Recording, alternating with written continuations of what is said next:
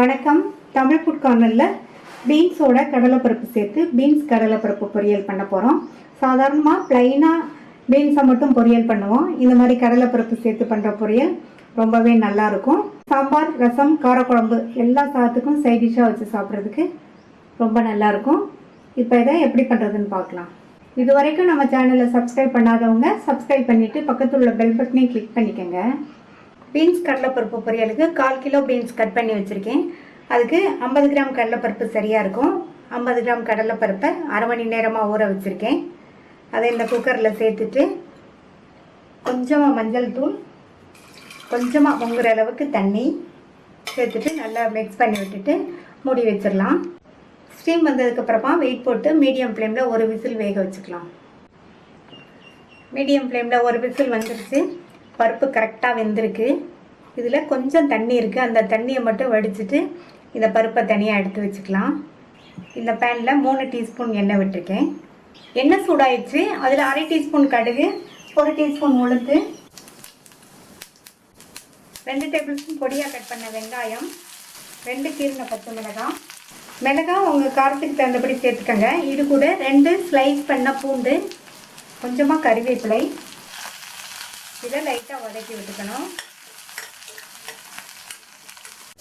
வெங்காயம் லைட்டாக வதங்கினா போதும். அடுத்து பீன்ஸோடு சேர்ந்து வதங்கும்.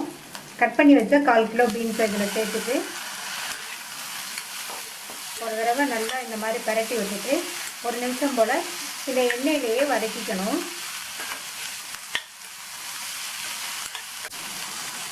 இந்த மாதிரி 1 நிமிஷம் போல் வதக்கி விட்டுட்டு மூடி வச்சிடலாம். பீன்ஸ் பாதி அளவுக்கு வெந்து வரட்டும். தண்ணி எதுவும் தெளிக்க வேண்டியதில்லை.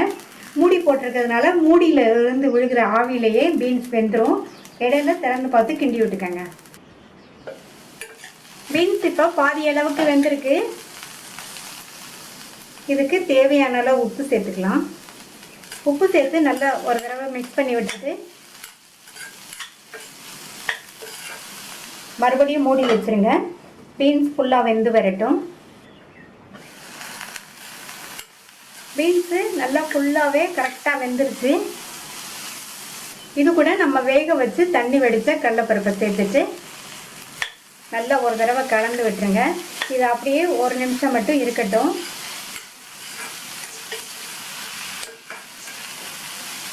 கடலைப்பருப்பு சேர்த்து 1 நிமிஷம் ஆச்சு. மறுபடியும் நல்லா ஒரு தடவை இந்த மாதிரி மிக்ஸ் பண்ணி விட்டுட்டு 2 டேபிள் ஸ்பூன் தேங்காய் துருவல் சேர்த்துக்கலாம். அது கூட பொடியாக கட் பண்ண கொத்தமல்லி இலைகள்